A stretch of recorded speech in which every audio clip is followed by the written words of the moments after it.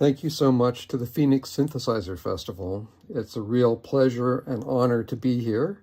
And thank you for joining me in cyberspace as we follow the sound. I hope you enjoy.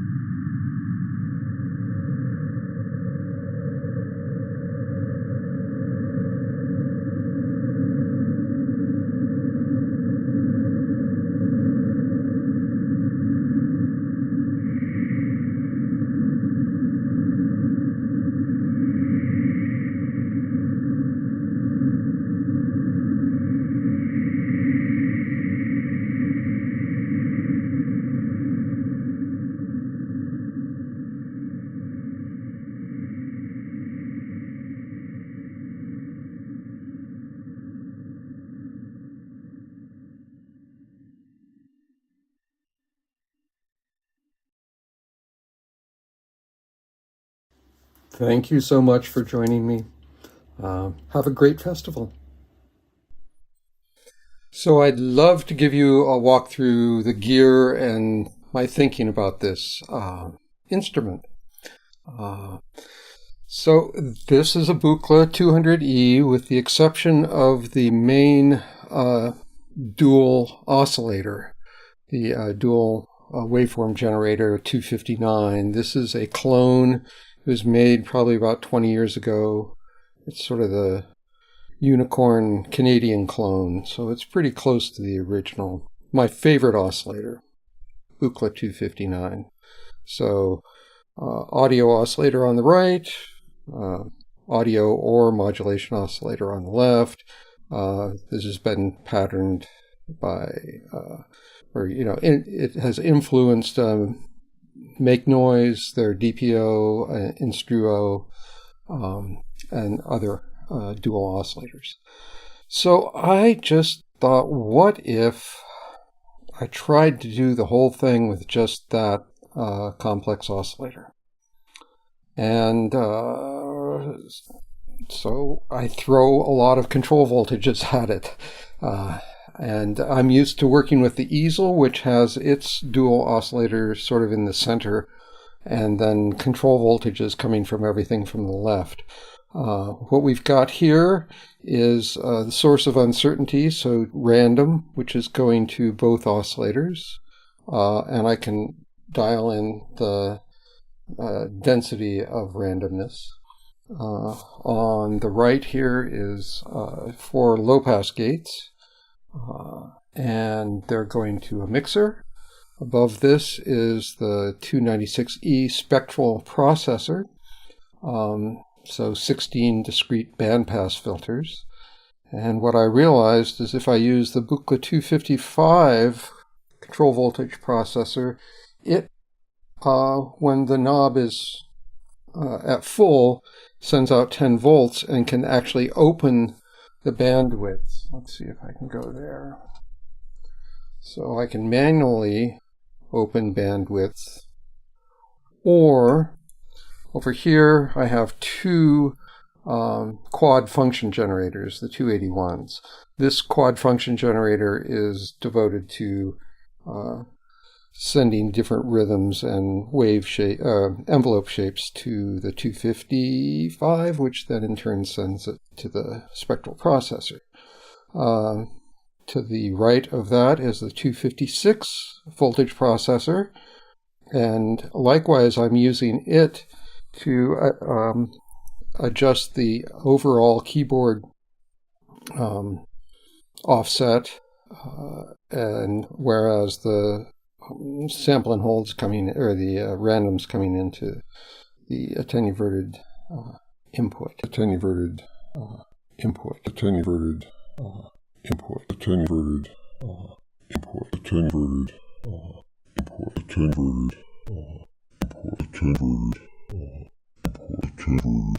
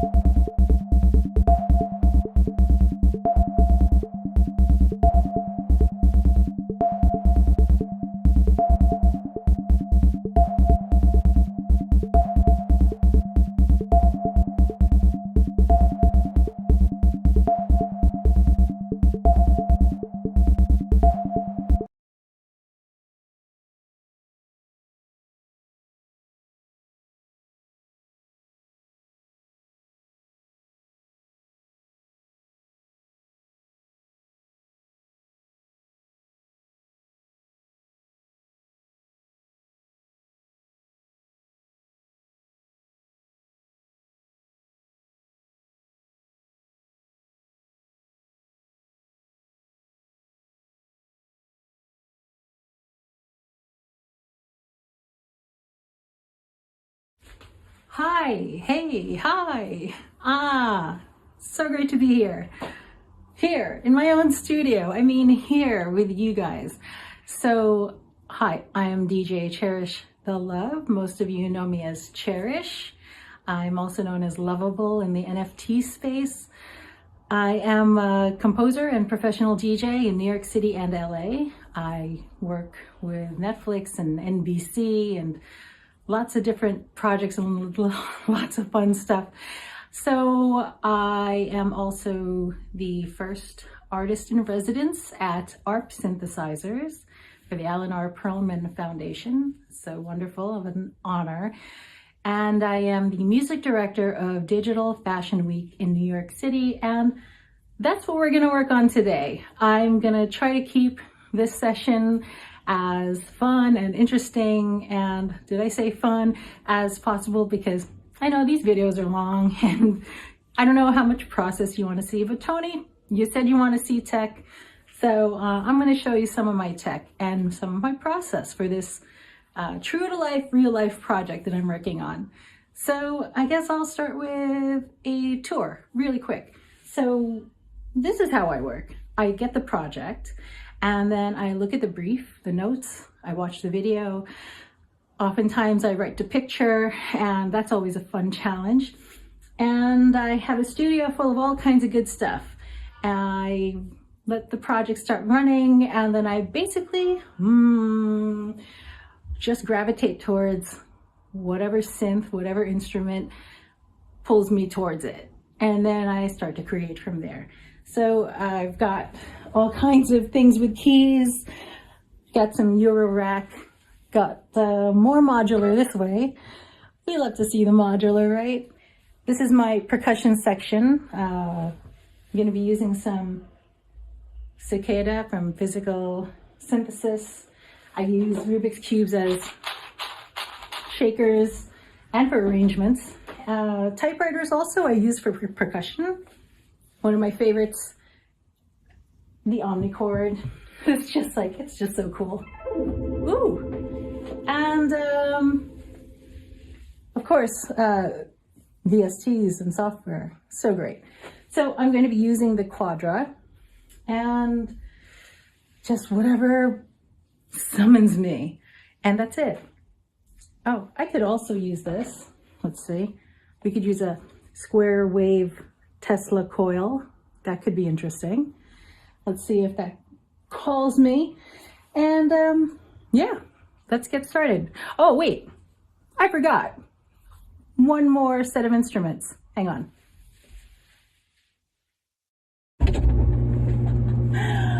Oh my God, I can't believe I almost forgot my favorite part, the best part. That's right, we're gonna make music with these Organica and Electronica. It's the best. Here we go. Yeah, here we go. Okay, oh, I forgot to mention the Quadra plugin is by Cherry Audio. The best. Okay, so how does this work?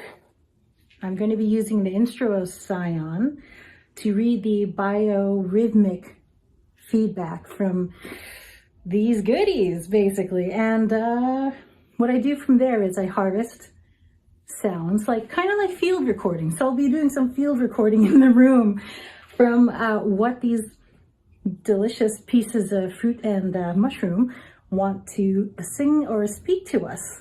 And we're going to do that over there in the corner for the plants and things right here. Boop, boop, boop, boop, boop, boop. So the Scion reads the biorhythmic feedback of the organic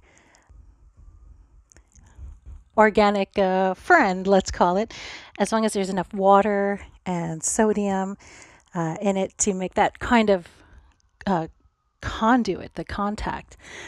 But the song, the sound, the voice, we sculpt, and that's what I've got here. So in this skiff, for specifically my Organica and Electronica, I use pressure points to create my chords, beautiful, beautiful Star Lab to create all the reverb, shimmer, and glimmer and feedback. And my voices are chainsaw, acid rain chainsaw. I've got the Pico, and I think I have Platts, and I have another VCO in there. Let's see, 2 HP. There we go. And a good old Dofer VCO basic. And they're all, the Scion has these 4 CV outs, and I've got also the pressure points. I'm just like routing and patching and multing and switching and creating this wonderful landscape, which I'm recording. And as I record it, I'm listening and remembering, okay, I could use that in my composition. I can use that in a beat. I could use that for this dance track. I could use that for this Fashion Week project, and so on. So again, this part of the process is like field recording inside the studio. So let's see what we've got here. Now, the fun thing about the Organica is we don't know what their output is going to be until you kind of ask them the question, then they'll answer. But we won't find out until we try.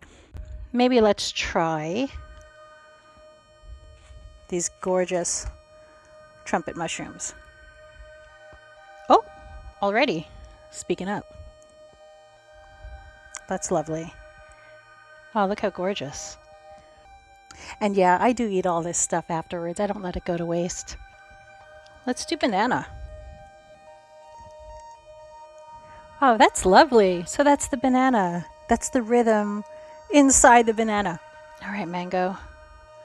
Well, I have faith in you. Oh. Mango is it. Okay. So Mango singing. What I've got in my other channels on my mix are 3 voices creating a lovely chord. That's how I set this up with pressure points. I use the 3 rows to get a low, a mid, and a high note.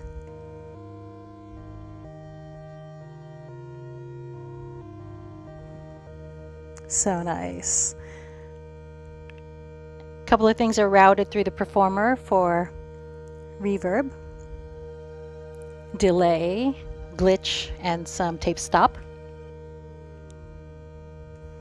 So let's do a little performing with this. Thank you, Mango.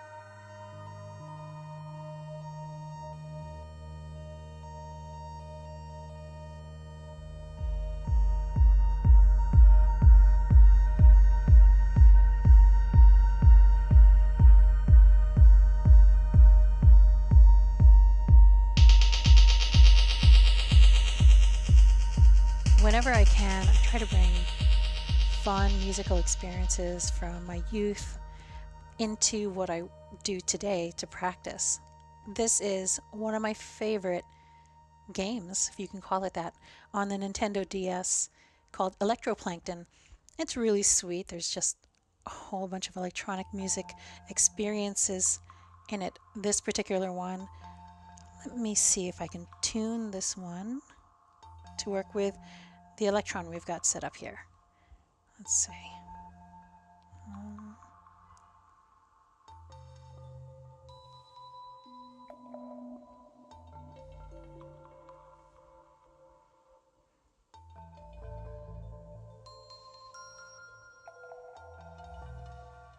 That could be fun. It's a bit of randomness. That's what makes it so exciting, because you might never create this pattern or this sequence again. Yeah, in essence, this is a sequencer for this part.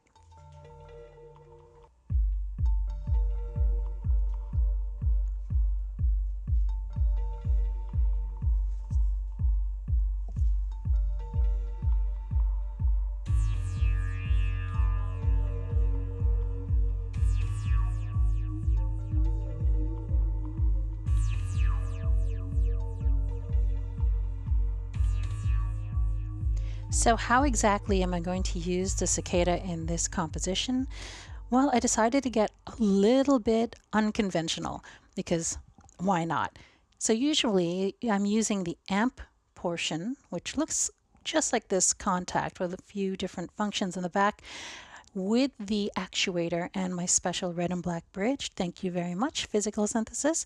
But this time I'm just going to use the contact as my percussion instrument and make it be my clock. But how will I clock this? How about this? Because why not? You know, it's analog, it's physical, it's tactile. I love every opportunity that I can humanize and experiment in this electronic experience.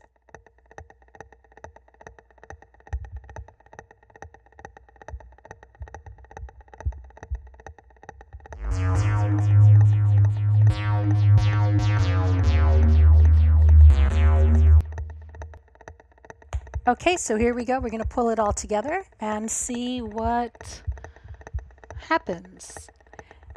Again, I am composing for Digital Fashion Week. This is my first project for the metaverse, so I don't even really know what that's going to look like. But this is my source reference video, and I'm going to be using what we see here. I'm just going to be pulled to whatever I'm going to use. As for plugins, I'm using the Cherry Audio Quadra, as I mentioned.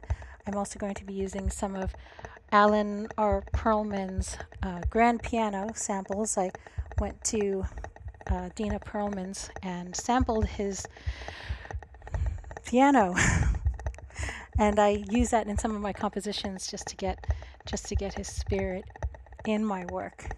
And all right, let's do this.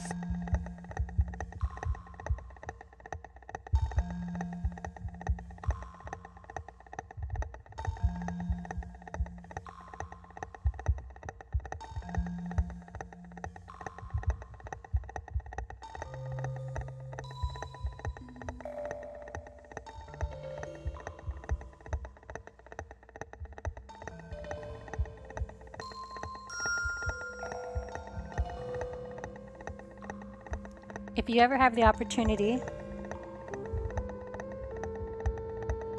to compose to picture, it's next level.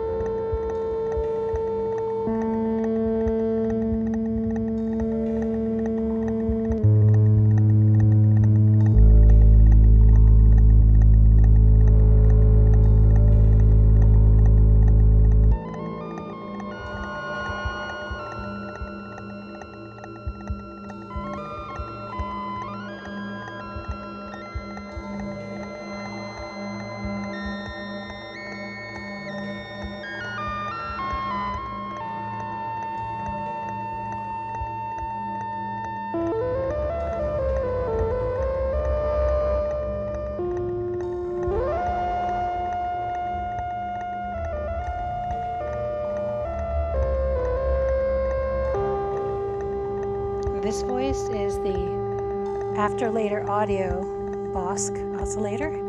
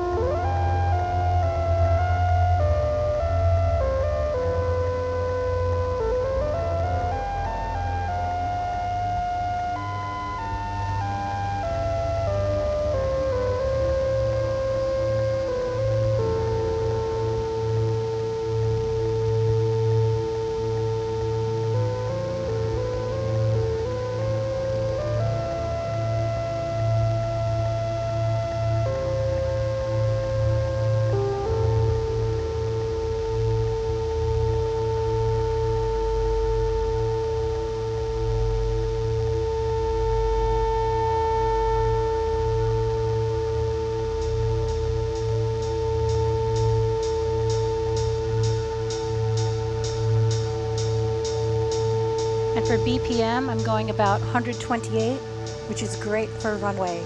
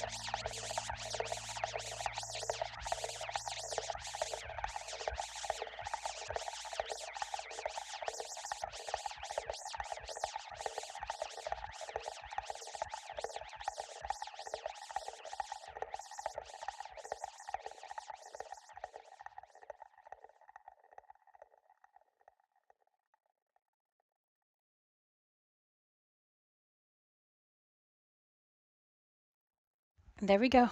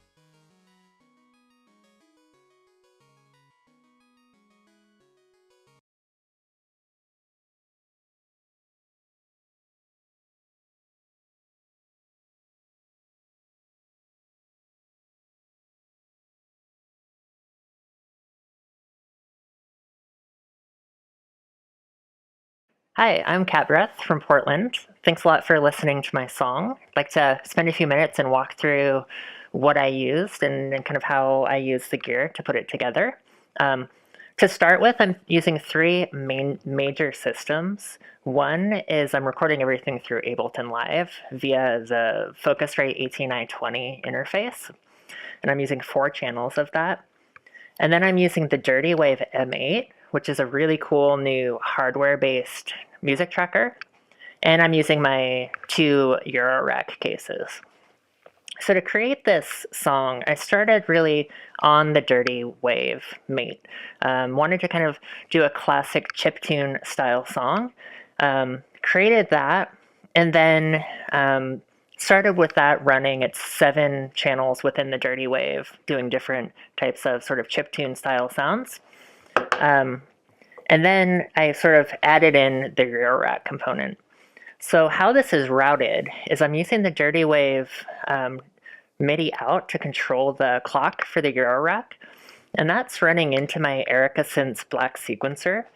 So all of the clock is tied to the Dirty Wave, so everything stays in sync, coming into the Black sequencer, which I'm then using to play a secondary melody on the Roland 510 synth voice. And that's sort of playing a B major scale, but I've assigned quite a bit of probability to it, so it sort of changes over time and adds a bit of a generative nature to the song. Then I'm using the Black sequencer to clock my Temps util module, which is my sort of main clock source that I generally use. And that's then powering a number of different modules. The first is my Endorphins Black Noir.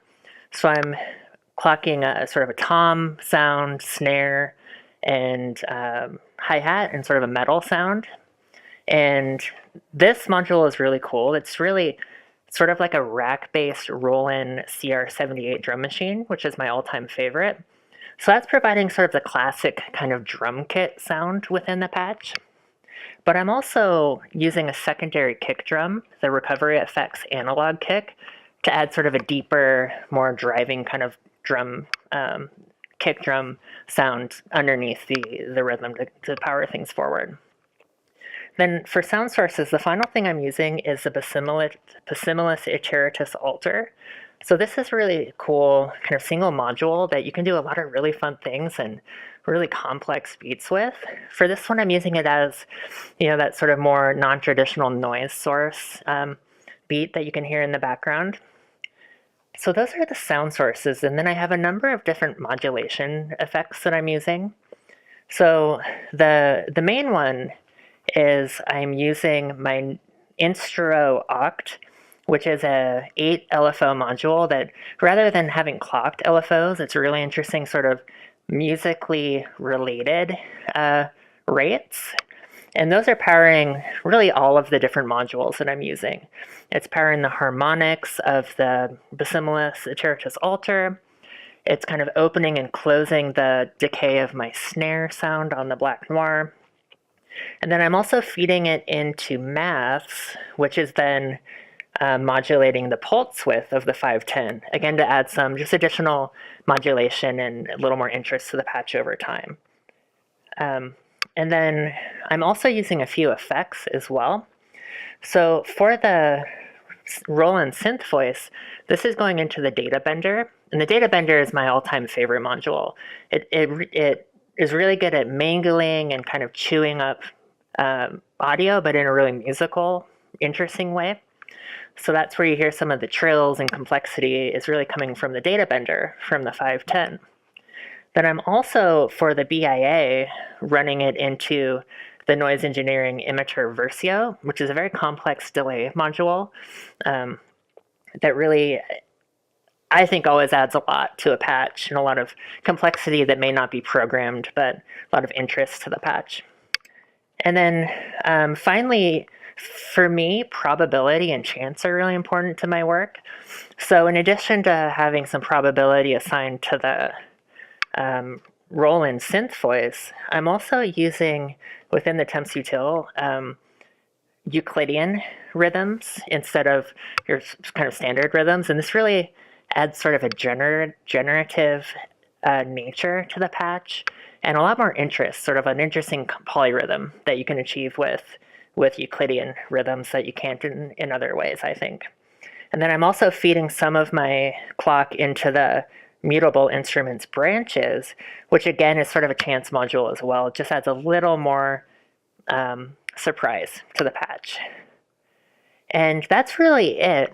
And then as I'm recording it, I really started with the dirty wave, let that run for several bars, and then just slowly phased in different parts of the Euro rack, starting with a kick drum, adding some of that black noir drum, then phasing in the 510 synth voice, that alternate melody. And then just as the patch develops, fading things in and out, manually modulating some of the modules, for example, opening the filter on the 510. And generally, yeah, so it's actually a relatively simple song that has all of these pieces that are coming in and out. And it was a really fun one to program on the dirty wave, and I had a lot of fun playing this on the Euro rack as well and kind of bringing these two worlds together. Hope you enjoyed it as well. Thank you for listening.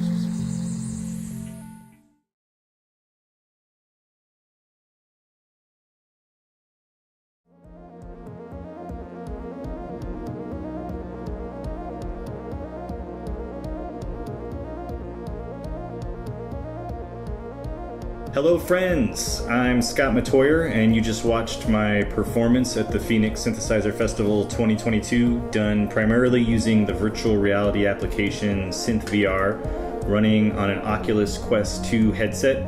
So SynthVR is a virtual modular synthesizer that lets you build all manner of synthesizer environments, limited pretty much only by your imagination, and then move and interact with them in 3 dimensions in virtual reality. It's really a blast to play with. The app was developed by a company called 42 Tones and includes all the building blocks of modular synthesis, including an oscillator, LFO, envelopes. There's a whole array of logic modules and some basic audio I/O modules. There's also a developing community around the software and a Discord where you can post your creations or you can check out things that other people have created. So there's a really strong community that's springing up around the software. It's pretty awesome. But because it's a newer app created and maintained by pretty much just one person, the selection of modules isn't quite as robust as something that you might find in like VCB Rack or other virtual modular synthesizer programs. But there's definitely enough going on in there to get you started building basic additive or subtractive synthesizers and sequencing them and all that good stuff. So notably missing is any sort of MIDI or external connectivity, which makes it kind of difficult to integrate it with external gear. So for this performance, I did primarily all of the work in virtual reality.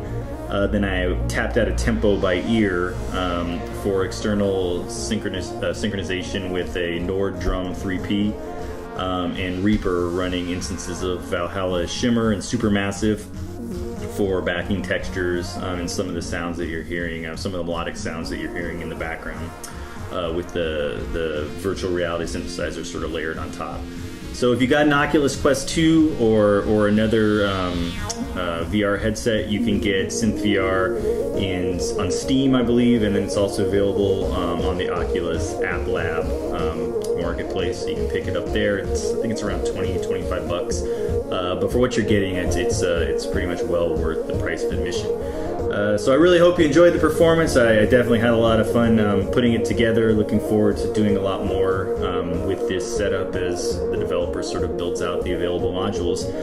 So thank you for listening and have fun at the rest of the festival.